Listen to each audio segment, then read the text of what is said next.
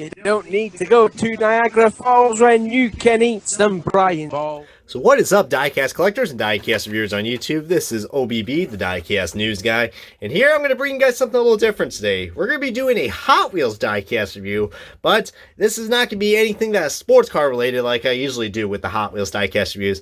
Let's just say we actually got a NASCAR diecast review to be talking about made by Hot Wheels. Now, I know you guys probably wondering, Brian, what the hell are you talking about? Lionel doesn't have any competition. Well, I beg to differ, guys, because these two cars just came out this year, guys. One came out early this year, and then the other variant just came out this month. And it is going to be on, you guys remember this manufacturer? It's the Dodge Charger stock car. Yes, sir. Our good friends at Hot Wheels decided to make two different variations like they usually do on the iconic Dodge Charger stock car that we all know and love that ran, in the early, I want to say like 2004 and 2005, 2006, and 2007 before the COT came. That is when we had the Dodge Chargers, and must say, guys, those look absolutely amazing. This is probably based off the 2005 version, if I had to guess. They also drove that car in the what was known as the Busch series back then, but really nice looking cars. You guys take a look. We got the blue version, which came out early this year around, I want to say January or February, which I found this at Wegmans, and then the red version that just came out this month, which I found at Target. So pretty appropriate that this is a red car and I found it at Target. This is under the Hot Wheels Race Day line, you can see right there. So just like those Mercedes AMG diecasts I found, the blue versions and the yellow versions, they are under this section, along with the two Indy cars I found as well. So the Hot Wheels Race Day selection for this year has been very interesting, since we've got not only NASCARs, but Indy cars and sports cars, guys. I mean, heck, we're just missing the drag racing and rally cars, and that's mostly it right there. And there's the rest of the packaging if you guys want to see that. I mean, that's what you get for 94 cents.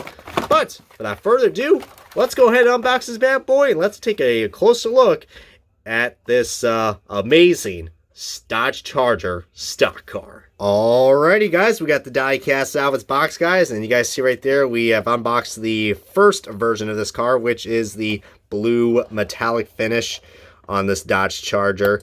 And first of all, first impressions, very impressed for Hot Wheels to bring this mold back, guys. I mean, you guys take a look. I mean, see it right there. Looks like last time we, I think the last time we ever had the Dodge Charger, they made 4 different versions of this car, even before we had the 2019 releases, guys.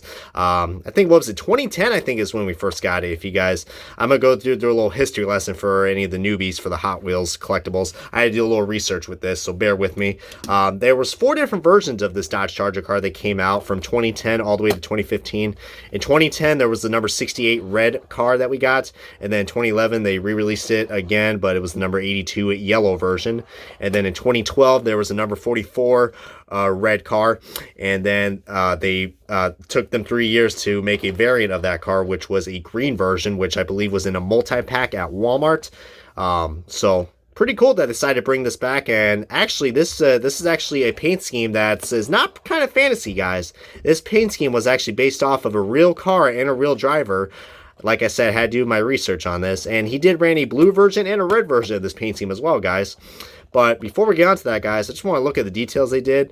As you guys could tell, I mean, we got a lot of cool sponsors on this car, guys, that they were able to incorporate. Like, most of them are Mopar and Dodge related, but you see Summit and PVG, Edelbrock, Bremco as well. I mean, some of these sponsors might look familiar for any of you guys who remember these sponsors in NASCAR.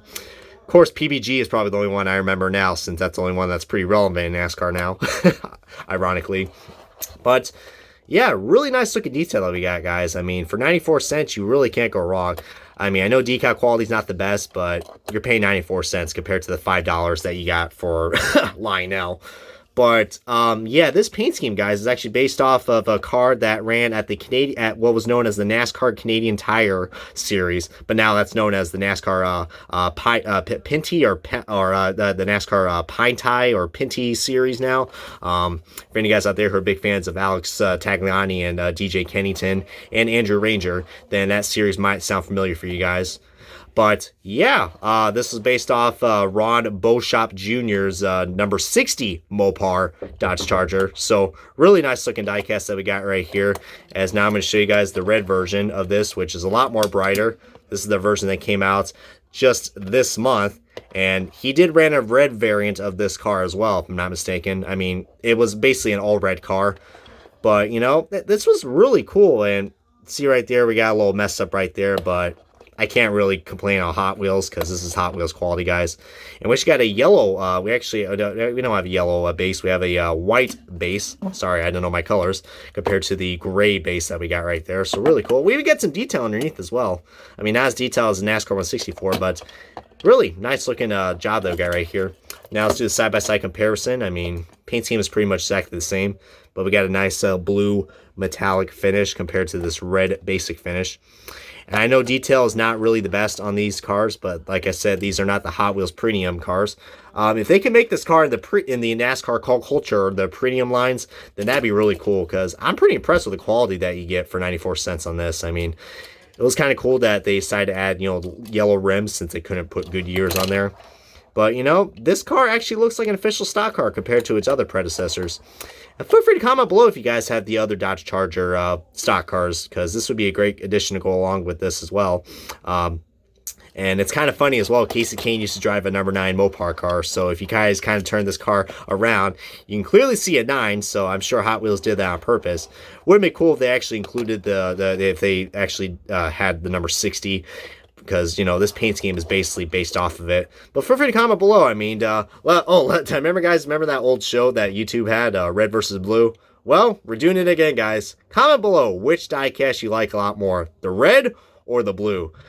I mean, to be honest with you guys, both of these diecasts look really great. It's kind of hard to decide.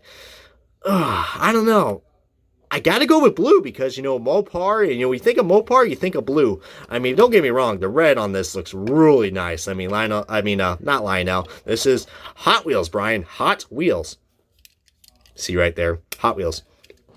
But, yep, guys, I hope you guys enjoyed this diecast review, this dual diecast review on the Mopar Dodge Charger stock cars.